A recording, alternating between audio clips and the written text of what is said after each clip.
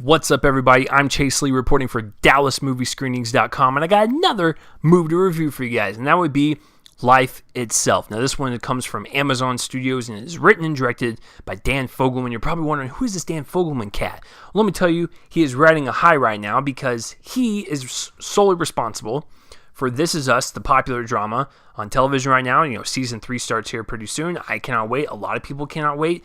It is an extremely popular show, and he is the guy responsible for it. He's also written a plethora of screenplays for features, and one of my favorites is Crazy Stupid Love, the one that stars Steve Carell, Ryan Gosling, Emma Stone, and Julianne Moore. It's a very sharp and witty romantic comedy that's also heartfelt, and that ending is one of my favorite twist endings to any rom-com, and a lot of people might look at me and be like, well, you're an idiot, you don't watch enough movies. That might be so, but I can tell you right now that I was so invested into the movie that twist caught me off guard, and that is the great kind of, just writing that this guy kind of inhabited. So, I am a fan of Dan Fogelman. I won't say I'm super excited about everything he does, but he has a solid track record where I will go and look at any of his projects and go, I've seen that one, that one, that one. These are all good stuff. Good to great to even fantastic. So I was excited for Life Itself. I was curious to see how he would do basically This Is Us on the big screen. That's the way the trailers made it seem. It made it seem like it's going to go through several generations of a family and just, the ups and downs of their relationship and people they interact with outside their relationship, and just kind of see the ups and downs of life itself. So I saw the trailer and I wasn't really blown away, but I was still on board because of Dan Fogelman's involvement. And he is the spearhead on this project. This is his movie. He directed it, he wrote it, and I will guarantee you he had a lot of influence in the pre-production. So, I'm sad to report that Life Itself is a bad movie. Now, is that to say that maybe if someone else took his script, like if someone else directed it, could they turn it into something that's more coherent? Sure. I don't know if that's the case, but maybe that is the case, where maybe Dan should have just allowed someone else to direct it. There's no shame in that. He's done it before. But I guess he wanted to do this because it's a very deep and rich thematic story, or at least it thinks it is. And I'm sure he wanted to tackle it because he's like, listen, I created This Is Us. This is my wheelhouse. I want to go for it. But Dan Fogelman's the problem. He's the problem with this entire movie. Everything else is either passable or even great. But he's the problem with it. And even with some of the praise I have for this movie, I still wouldn't even recommend this, even for a rental. So, when the movie starts out, I immediately thought, oh no, this is going to be a mess of a movie. So the way the movie starts out, I'm not going to spoil anything, but I will say that it starts out very awkwardly, and it's injected with this type of humor that, one, does not land, and two, doesn't really set a proper tone for the movie. It just has these little quick jokes and even a sense of dark humor towards the end of this little bit, and I'm like, what is this movie going for? And then it immediately snaps into what we're actually supposed to watch. And then it's definitely okay, this is drama heavy, this is drama forward, no comedy in this. But that was such an awkward opening that it completely, A, threw me off, and 2, was really unappealing to the start of your movie. I will guarantee you most of the people in my audience were like, what is this? And now, they do explain why it opens that way about 10 minutes later, but you still shouldn't open up your movie like that. That scene is almost as if it could have been placed maybe at the end of the first act or in the middle of the first act, not your opening shot. So that was the problem. Going back to the humor, this movie is very heavy, whether it be with its thematic themes or its performances. It's a very dense movie to watch. The humor in this movie does not land, period. It wasn't just the opening. This humor is awful. And it tries to cut through this gigantically just dense drama cake. And nothing lands because what you're watching is super depressing and extremely unpleasant. Which is funny because at the end of the movie, they make it seem like, oh, well, stuff happened, but our paths crossed together and we're bound by destiny. And it's like, but did you see everything that just happened? Like, it just kind of baffles me that this movie, yes, is very dark in some parts, but it touts itself as like this like uplifting thing about life. Yeah, I get that there's death and destruction in life, but this is a movie. And if your whole movie is like this, I don't mind depressing and dark movies if that's what you're going for. This movie did not go for that, and it's trying to shock us with these really dark and depressing themes. There's a lot of shocking violence in this movie. Shocked me. I didn't see it coming. That's not in a good way, because it doesn't fit with the movie. It doesn't fit tonally, and it's completely jarring, just like the humor. Also completely jarring is that this whole movie is nothing but This Is Us montage clips, where if you've seen the show, because I know that you're never supposed to bring up other movies and TV shows while you're reviewing another movie or TV show, but I'm going to do it because Danny Fogelman is responsible for both of these things, and he tries to make this movie like that.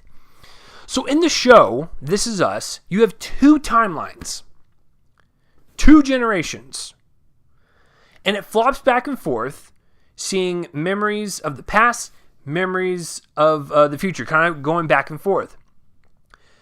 But we actually have time to marinate on these characters in the past and in the present, to where we actually care about them. We care about what they're going through, whether they be, successes or failures in their life.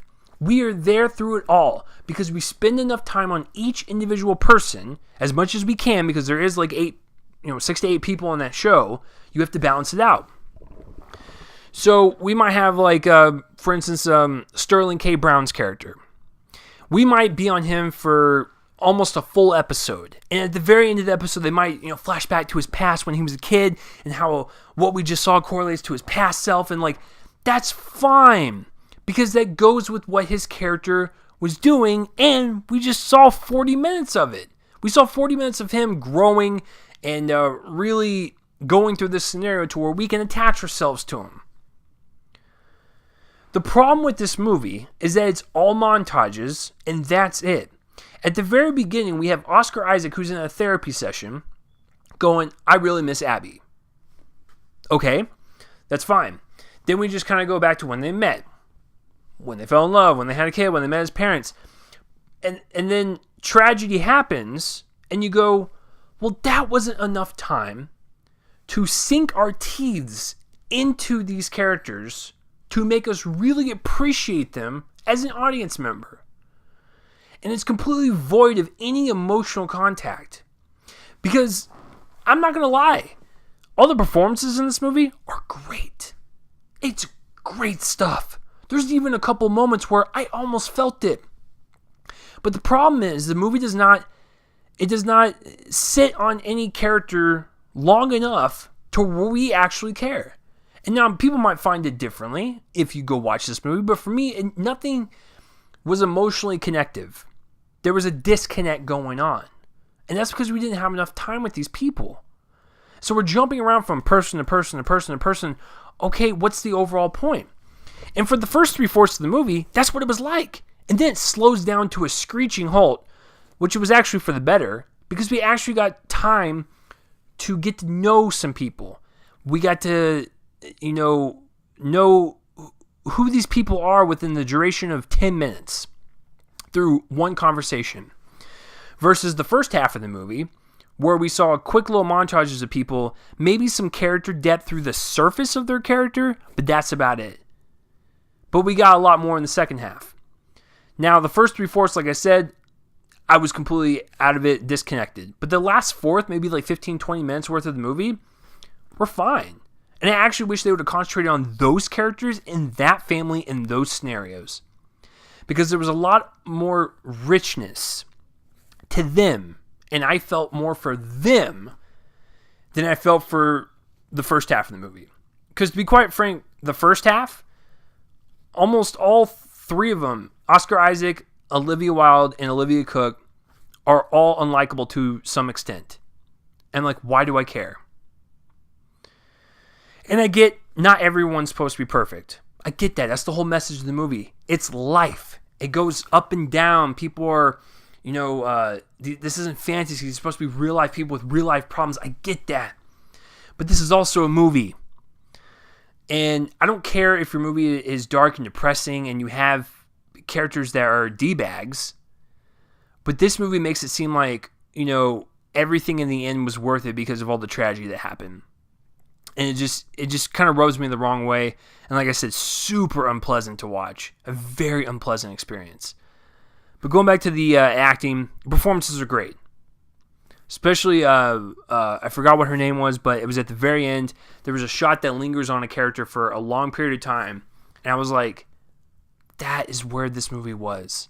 It almost had me, but by then the movie was over. So, and on a visual front, it doesn't really look anything too spectacular. I mean, they shoot stuff in New York and a bunch of other really beautiful landscapey areas, and they don't utilize the cinematography to its advantage. I mean, I realize that we're supposed to have medium shots and close-up shots to get more intimate with these characters. I get that, but can we vary it up and show a little bit of the city or a little bit of the landscaping or this giant house that they were in at the very end? It's like, whatever. But and also, I think the biggest issue on top of everything, like this is just like the little cherry on top of the life itself cake. This is a movie that is two short films that's strung together ever so loosely and predictably to make sure they both connect. But they feel like two separate movies. And it was just kind of cheesy, and I was like, ugh, why does everything have to connect that way? Fate doesn't work that way, just stop it. It's just I don't know. It's just whatever. But I mean, the second movie, the second short film was better than the first movie. This movie's got a bunch of problems, and I guess last thing before I sign off here is that when is the cliche of people backing up into the street going to stop? Where these people are like talking to their significant other, whether they're backing up in the street and they're going to get hit. Stop. No one does that. No one just walks across the street without looking and like walks backwards. No one does that.